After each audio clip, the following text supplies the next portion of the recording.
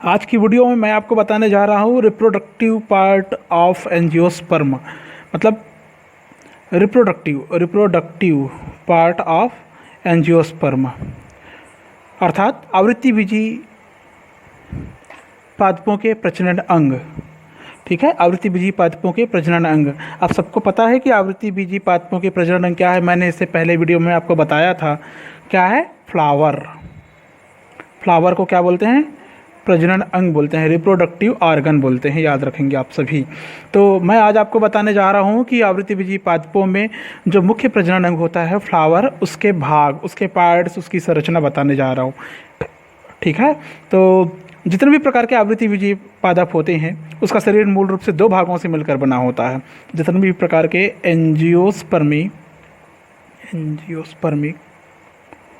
Plant होते हैं उनका जो बॉडी होता है दो भागों से मिलकर बना होता है।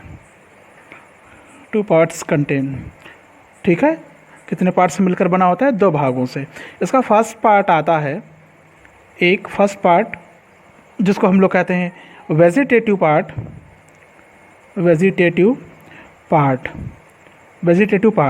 ठीक है, और सेकेंड पार्ट इसमें आता है जिसको हम लोग कहते हैं रिप्रोडक्टिव पार्ट।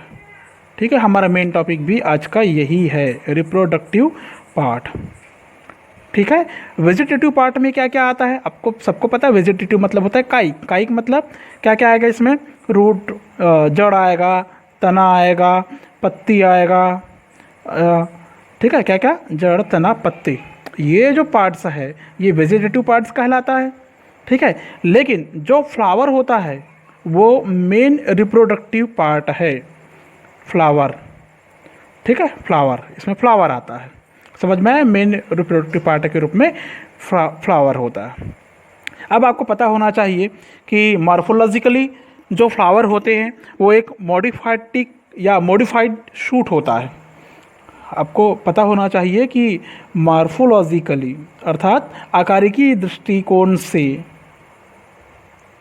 मॉर्फोलॉजिकली जो फ्लावर होते हैं वो क्या होते हैं? मॉडिफाइड शूट होता है। आप शायद रूपांतरण वगैरह पढ़े होंगे तो जानते भी होंगे। मॉडिफाइड शूट अर्थात रूपांतरित प्ररोह होता है। रूपांतरित प्ररोह मतलब तना, इसका मतलब तना होता है, शूट मतलब तना। ठीक है, अब हम लोग जाते हैं इसके पार्ट्स में। क्या क्या पार्ट्स इसमें मिलते हैं हमको?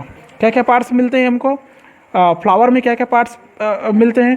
तो मैं अब आपको बता रहा हूँ पार्ट्स ऑफ फ्लावर। ठीक है, क्या क्या क्या फ्लावर मिलते हैं इसमें? सबसे बाहर का कैलिक्स, बाह्यदल पुंज और कोरोला, एंड्रोसियम, जाइनेसियम। ठीक है, कैलिक्स, कोरोला, एंड्रोसियम, जाइनेसियम, बाह्यदल पुंज, दलपुंज, पुमंग और जायांग। इस प्रकार की संरचना इस पे मिलती है जिसको हम लोग बाह्यदल चक्र भी कहते हैं, दल चक्र कहते हैं इसको, पुमंग और जायांग तो आप सभी जानते हैं। ठीक है, तो मैं धीरे धीरे पूरे डिटेल में जा रहा हूँ। ठीक है, अब हम लोग देखते हैं एक पुष्पी काट की संरचना, एक फ्लावर की संरचना देखेंगे। उसका एलेस देखेंगे, लांजवर्स सेक्शन या एलेस, लंबवत काट बोलते हैं जिसको। बट ध्यान से देखेंगे, बहुत इजी स्ट्रक्चर है इसका।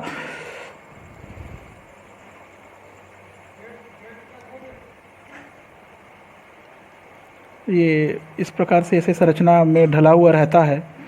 ठीक है, ये जो संरचना, ये जो स्ट्रक्चर आपको दिखाई देता है, मोटा फूला हिस्सा, फिर इस मग्गे के सुराही के समान, फिर ये फिर से मोटा ऐसा फूला हिस्सा, ये जो संरचना बनती है ये पूरा का पूरा मादा जनन का पार्ट बनाता है। ये क्या बनाता है? बीचों बीच का मादा जनन का पार्ट बनाता है। ठीक है, इसका नाम आता है, इसको बोलते हैं हम लोग स्टिग्मा। क्या बोलते हैं? स्टिग्मा बोलते हैं। ये वाले पतली सुराही समान संरचना है इसको बोलते हैं स्टाइल, वर्तिका बोलते हैं इसको। ठीक है, और जो मोटी फूली संरचना है इसको बोलते हैं हम लोग ओवरी। क्या बोलते हैं? ओवरी कहते हैं। तीनों को एक साथ मिलाकर पिस्टिल कहते हैं। क्या कहते हैं?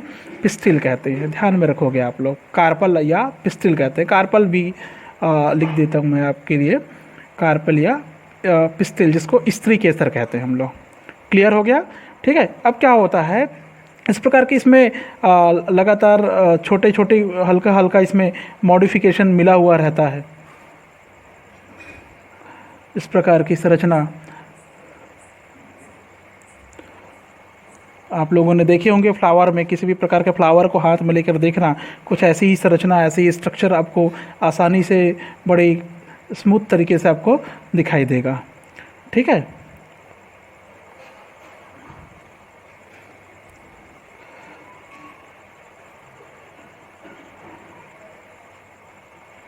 इस प्रकार की स्ट्रक्चर आपको फ्लावर में ज़रूर दिखाई देगा। ठीक है, थोड़ा समय लग सकता है मेरे को बनाने में, आप लोग भी प्रैक्टिस कर लीजिए इसकी। ये ऐसा सवाल है जो पेपर में आता ही है। ठीक है, काफ़ी इम्पोर्टेंट रखता है ये, आपको बनाने आना चाहिए, छोटी क्लास में भी, बड़ी क्लास वालों को भी, और बाकी जो नीट वगैरह के प्रिपरेशन में लगे हुए हैं, ये टॉपिक उतना ही महत्वपूर्ण है। फ्लावर पार्ट्स महत्वपूर्ण है, डायग्राम महत्वपूर्ण है। ठीक है, समझ रहे हैं। एंड देन लास्ट इस प्रकार की संरचना यहाँ पर मोटी फूली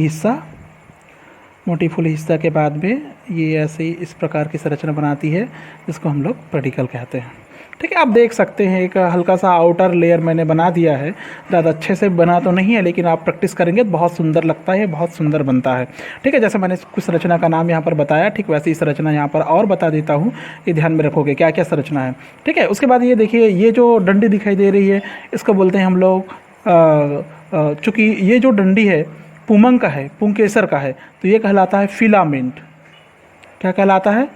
फिलामेंट। और ये जो दाने दिखाई दे रहे हैं ऊपर में, ये दाने, मैं इसको ऐसा लिख रहा हूँ, थोड़ा क्रॉस हो गया, ध्यान रखिए जब हम लोग लाइन खींचे तो ऐसा क्रॉस ना हो, लेकिन यहाँ पर जल्दी में मैंने बनाया, एक साइड लिख रहा हूँ, मैं इधर लिखता तो शायद क्रॉस नहीं होता, लेकिन आप समझ सकते हैं कि ये हो गया एंथर, ये हो गया एंथर, ये हो गया फिलामेंट। दोनों को एक साथ मिलाकर हम लोग कहते हैं स्टेमन, पुंकेसर।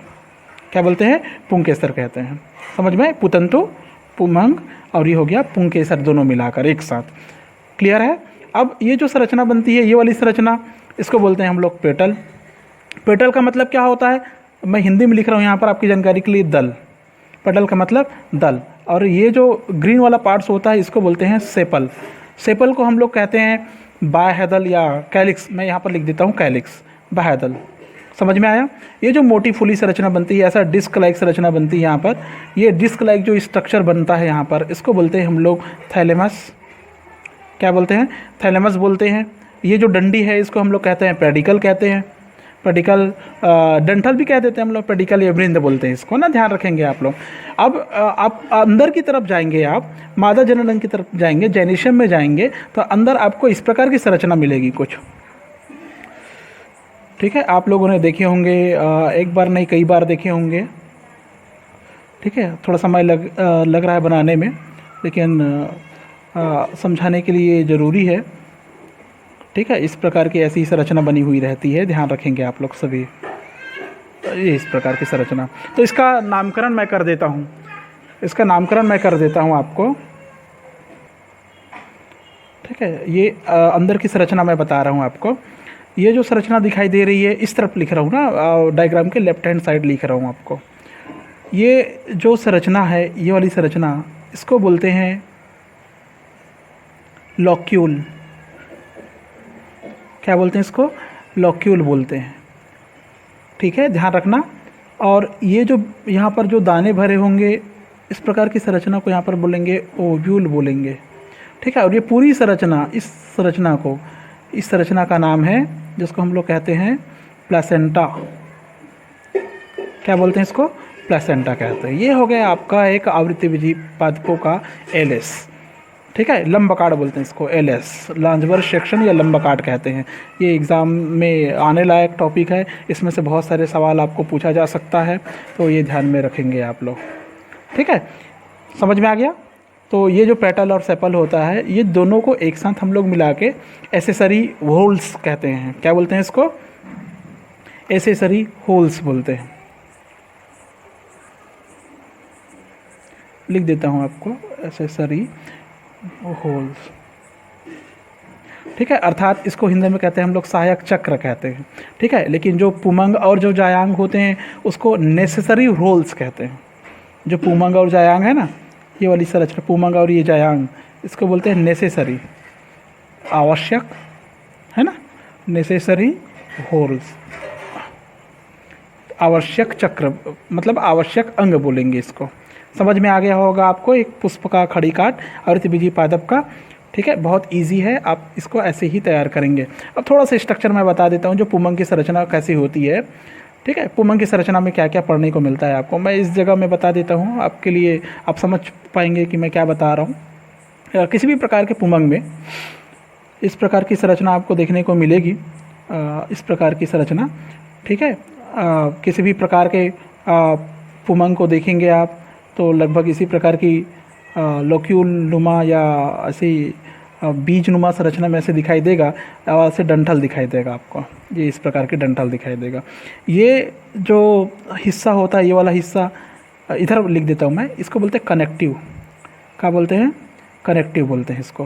और इसको जो बोलते हैं फिलामेंट कहते हैं, फिलामेंट कहते हैं, फिलामेंट कहते हैं, ये ध्यान में रखेंगे। और ये जो है इसको बोलते हैं एंथर लोब। क्या बोलते हैं? एंथर लोब बोलते हैं, एंथर लोब्स बोलते हैं। समझ में आया? और ये जो खांच बना हुआ है ना, ये खांच इसको बोलते हैं शटर्स। क्या बोलते हैं? शटर्स बोलते हैं। जब इसका काटते हैं हम, इसको ऐसा टीएस काट देते हैं, यहाँ से ऐसा कट कर देते हैं, तो मैं इसका टीएस बता देता हूँ आपको। तो हमको कुछ इस प्रकार की संरचना दिखाई देती है। एक संरचना के अंदर इस प्रकार की संरचना दिखाई देगी। ये जो स्ट्रक्चर बनता है ये काटने के बाद हमको दिखाई देता है, न कि बिना काटे। ठीक है, तो ये आप लोग अच्छे से ध्यान में रखोगे। ये जो संरचना दिखाई देता है ये काटने के बाद दिखाई देता है। ये इस प्रकार की ऐसी व्यवस्था में बना हुआ रहता है, ये इस प्रकार की। ठीक है, ये हो गया आपका डंठल, जो फिलामेंट बोलते हैं इसको। तो अंदर क्या दिखाई देता है? ऐसा दाने दाने दिखाई देते हैं हमको। ठीक है, ये जो दाने होते हैं ये पोलन ग्रेन कहलाता है। क्या कहलाता है? ये पोलन ग्रेन कहलाता है।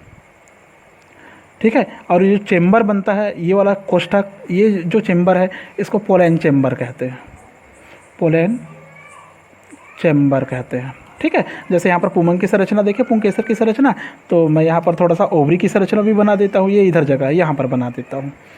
ठीक है, ओवरी की संरचना बना देता हूँ।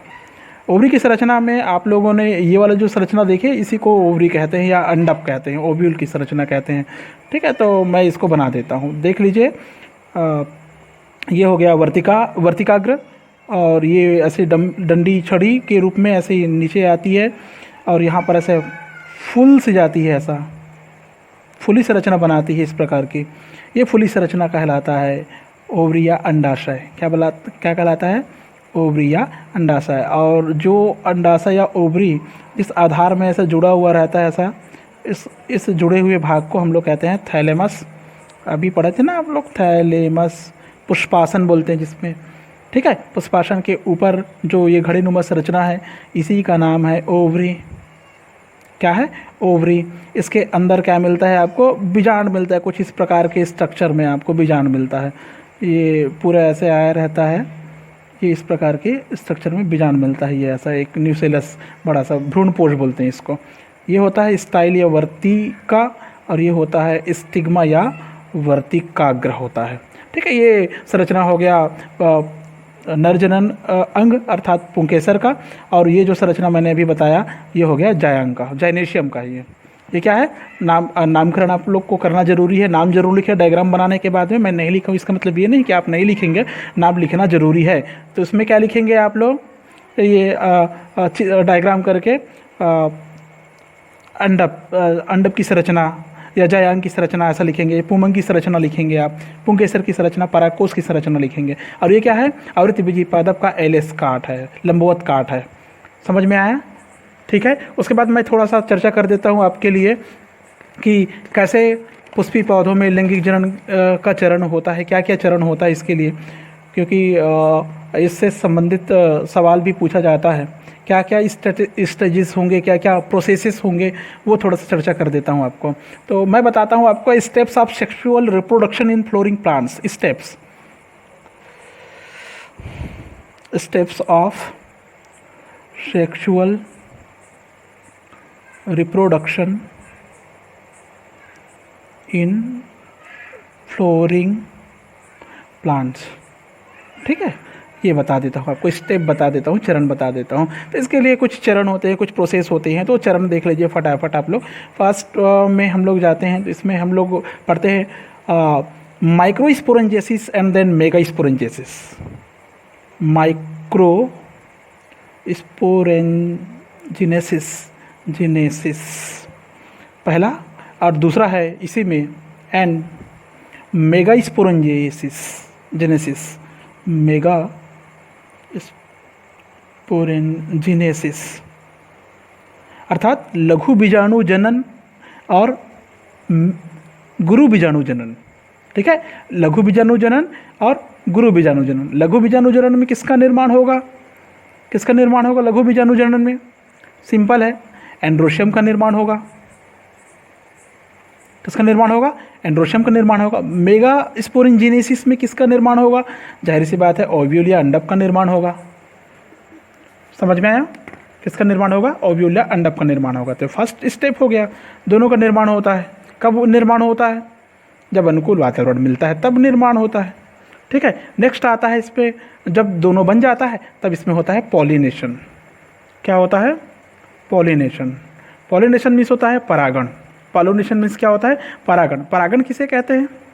जितने भी प्रकार के एंथर होते हैं, जितने भी प्रकार के परागकण होते हैं, पोलन ग्रैन, मैं ऐसा लिख देता हूँ, पोलन ग्रैन परागकण या एंथर पुमंग, ठीक है, के परागकोश से निकलकर एंथर लोब्स, एंथर लोब्स को हमने पढ़ा था वहाँ पर पोलन सैक से निकलकर कहाँ जाता है? वर्तिकाग्र स्टिग्मा तक जाता है। स्टिग्मा तक पहुँचने की प्रक्रिया पोलिनेशन कहलाती है। मतलब फिर से रिपीट कर देता हूँ, परागकण के परागकोश से निकलकर वर्तिकाग्र तक पहुँचने की प्रक्रिया को परागण कहते हैं। ठीक है, नेक्स्ट इसमें प्रोसेस क्या होगा? इसमें मेल और फीमेल गैमेटोफाइटिक प्लांट का निर्माण होगा। Male and female gametophyte plant का निर्माण होगा या विकास होगा। निर्माण नहीं बोलेंगे, विकास होगा। Male and female gametophyte development बोलेंगे इसको, विकास। ठीक है, डेवलपमेंट होगा। इसका कहने का मतलब क्या है? सीधी सी बात कि जितने भी प्रकार के आवृत्तिबीजी पौधे होंगे उसमें जो माइक्रोस्पोरेंजिनेसिस है और मेगास्पोरेंजिनेसिस है, उससे क्रमशः माइक्रोस्पोर्स और मेगास्पोर्स का निर्माण होता है। मेल में माइक्रोस्पोर्स का निर्माण होगा और फीमेल में मेगास्पोर्स का निर्माण होगा। ठीक है, समझ में आया? इसके निर्माण के बाद इसका डेवलपमेंट होगा, दोनों का। समझ में आया? अब बोलेंगे हम लोग, जो मेल माइक्रोस्पोर होता है या जो मेल गैमेटोफाइट होता है, नर युग्मकोद्भिद होता है, उसका विकास एंथर के अंदर होता है। ये मेल गैमेटोफाइटिक प्लांट का विकास किसके अंदर होता है? एंथर के अंदर। इन एंथर के अंदर होता है, ये याद रखोगे। समझ में आया? परागकोश के अंदर प्रारंभ हो जाता है और जब ये पूरी तरह से विकसित हो जाता है तब परागण के पश्चात, परागण जब हो जाता है, मतलब उसके पूर्ण विकास कब होगा? परागण की प्रक्रिया के दौरान वर्तिकाग्र पर अंकुरण के दौरान होता है। स्टिग्मा में जब ये जाता है तो वहाँ पर क्या होता है? इसका जर्मिनेशन होता है। खाद्य पदार्थों को संग्रहित करके अंकुरित होता है, जर्मिनेशन होता है, अंकुरित होता है, कारण बढ़ता है, फूल जाता है। मैं बताऊंगा दोहरा निषेचन में। ठीक है, और जो मेगा स्पोर के निर्माण के द्वारा इसका जो विकास है, इसमें क्या होता है? किसका निर्माण होता है? ओव्यूल का निर्माण होता है। ठीक है, मतलब बीजांड के अंदर होता है। इन ओव्यूल ऐसा लिखेंगे, इन ओव्यूल बीजांड के अंदर होता है।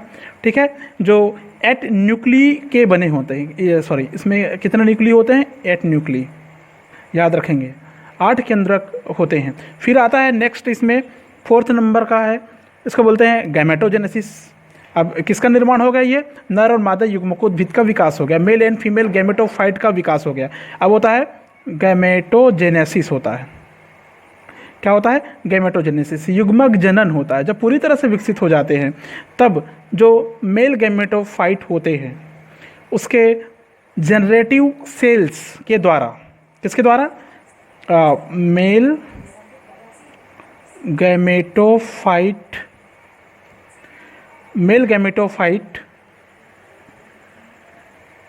में किसका निर्माण होता है, जनरेटिव सेल्स का निर्माण होता है। अभी मैंने कहा जनरेटिव सेल कहने का मतलब जनन करने वाली कोशिका का निर्माण होगा। ये जनरेटिव सेल क्या बनाएगा, 2 मेल गैमेट का निर्माण करेगा, 2 मेल गैमेट का निर्माण होगा। आपने शुरू में अभी मैंने बताया था थोड़ी देर पहले, तो पहले वीडियो में कि 2 गैमेट नंबर 1 गैमेट नंबर 2 बनता है, आपको याद होगा।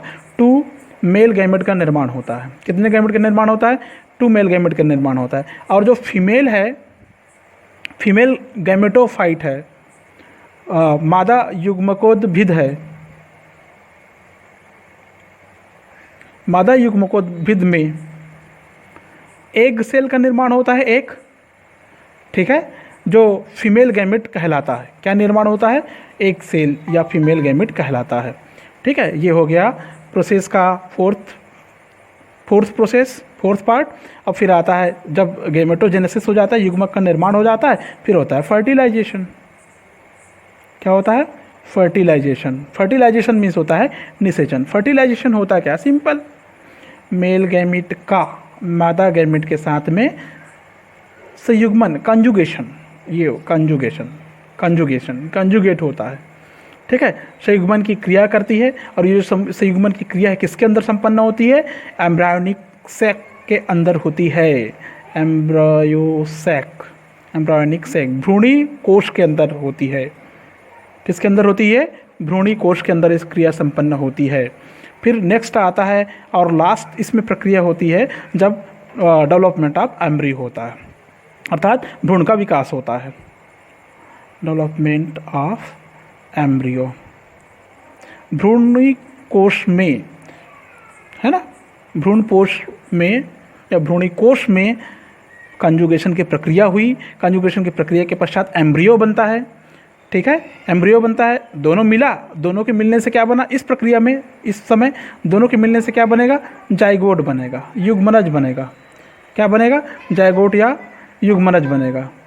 ठीक है, या हम लोग कहते हैं फर्टिलाइज्ड एग से, फर्टिलाइज्ड एग से क्या बनेगा, जाइगोट का निर्माण होगा। समझ में आया, जाइगोट का निर्माण होगा। अब जाइगोट से क्या बनेगा, एम्ब्रियो बनेगा। जाइगोट से क्या बनेगा, एम्ब्रियो बनेगा। जाइगोट से एम्ब्रियो बनेगा। ठीक है, ये एम्ब्रियो धीरे धीरे करके क्या होगा, मैच्योर होगा, परिपक्व होगा। परिपक्व किसके अंदर होगा, एंडोस्पर्म के अंदर होगा, भ्रूणपोष। ठीक है, समझ में आया, भ्रूणपोष के अंदर होगा। तो आपको ये समझ में आ रहा होगा कि किस किस चरण को फॉलो करते हैं तब जाके पौधों में लैंगिक जनन संपन्न होता है। ठीक है, तो ये वीडियो आप अच्छे से देख लेना। अगर कहीं समझ में नहीं आया, अगर कुछ और जानकारी चाहिए तो आप मुझे कमेंट करके ज़रूर बताइए। मैं बहुत जल्द फिर से एक नए वीडियो के साथ आपके सामने हाजिर होऊंगा। Thank you.